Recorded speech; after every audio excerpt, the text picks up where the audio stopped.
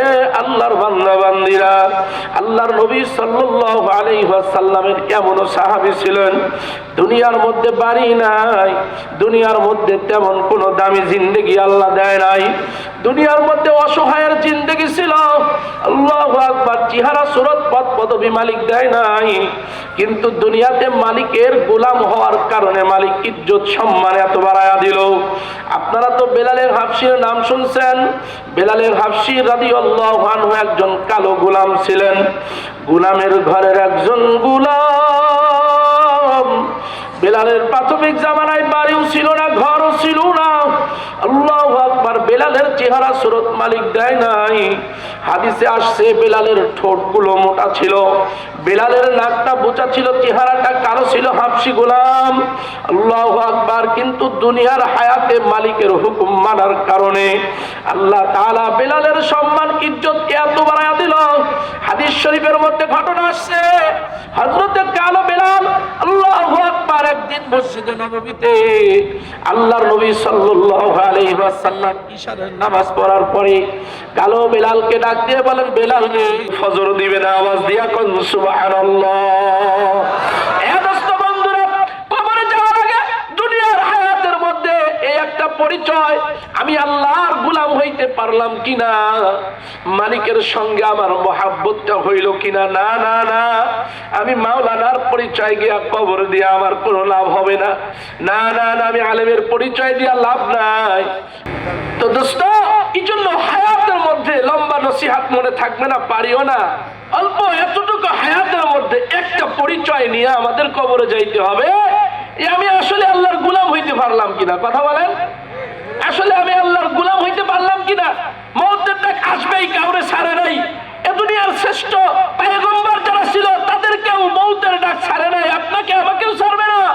হায়াত one way রাস্তার মতো, একমুখী রাস্তা ব্যবস্থা, ওইটা শুধু সামনে যায়, ব্যাক গিয়ার দিয়া পিছনে আসে না। আমার আপনার হায়াতটা এমন, শুধু সামনেই যাবে, কবরের দিকেই যাবে, কোনদিন ব্যাক গিয়ার লাগায়া আর যৌবন বয়সে ফিরে আসা যাবে না রে বুড়ার দলেরা। এরা যুবক, আর কোনদিন হায়াত তোমাকে শিশু বয়সে নিয়ে যাবে না। আমি আজ থেকে 13-14 বছর আগে রাজশাহীতেও এসেছি। আমার ছাত্র জীবনে আজ থেকে প্রায় 18 বছর আগে রেজাউল ভাইকে টাটকা যুবক বয়সে দেখেছি, আব্দুল রাজ্জাক ভাইকে টাটকা যুবক বয়সে দেখেছি।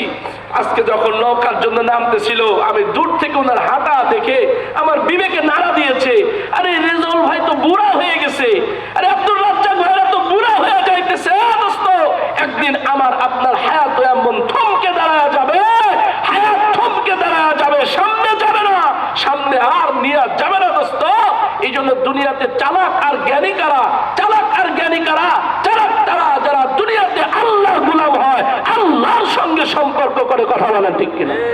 এর থেকে বড় চালাক আর জ্ঞানীর কোনো পরিচয় হইতে পারে না। এই জন্যই আল্লাহ তাআলা কুরআনুল কারীমের মধ্যে বলেন, ইয়া আইয়ুহাল্লাযীনা আমানু দুখুলু ফিস-সিলমি কাফা। হে আমার ঈমানদার বান্দা বান্দীরা, তোমরা পরিপূর্ণ ইসলামের মধ্যে ঢুকে যাও। আদাদি মুসলমান হইয়া কবরে যায় না। আর আয়াতের শেষ অংশে আল্লাহ বলেন, ওয়ালা তামুতুন্না ইল্লা ওয়া আনতুম মুসলিমুন।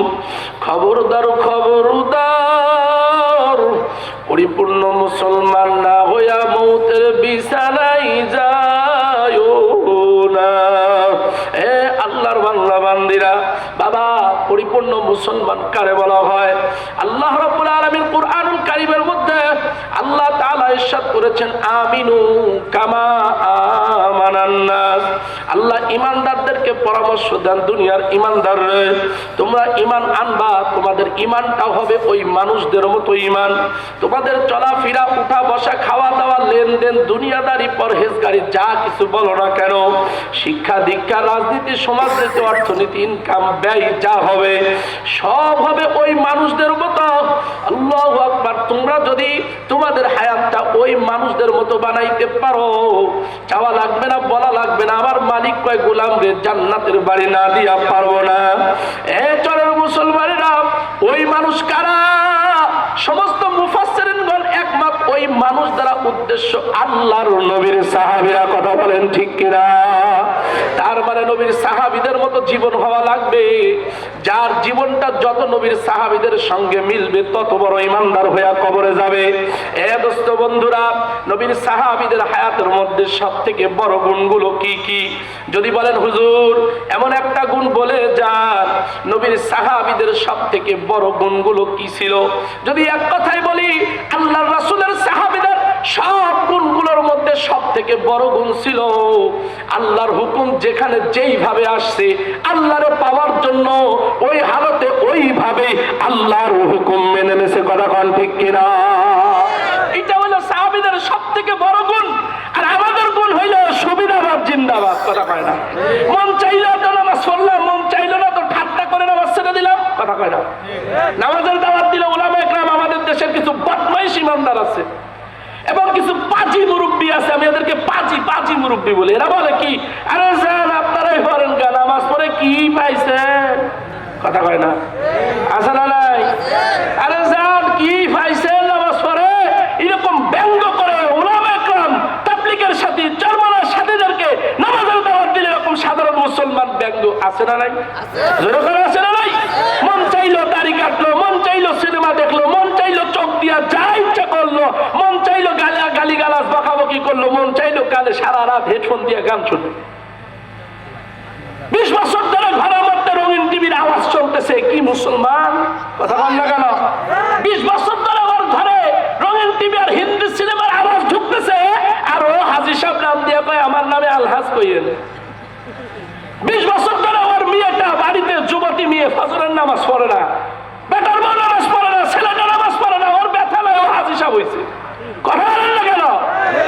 তুমি এরকম মুসলমান হয়ে কবরে গেলে তুমি কেমনে আশা করো আল্লাহ তোমাদের মাফ করবে? জান্নাত কি তোমার বাবার দেওয়া নাকি? আল্লাহ তাআলা জান্নাত তাদেরই দেবেন। আল্লাহ জান্নাতটা ঈমানের বদৌলতে দিয়েছেন, ঈমানের বদৌলতে। এজন্য নবী সাহাবীদের গুণগুলো আমাদের মধ্যে আনলে আমরা ঈমানদার, না আনতে পারলে পরিপূর্ণ ঈমানদার হয়ে কবরে যাওয়ার কোনো কায়দা নাই। এ দোস্ত বন্ধুরা, সংক্ষিপ্ত নবীর এক সাহাবীর হাদিস শোনাবো, লম্বা করব না।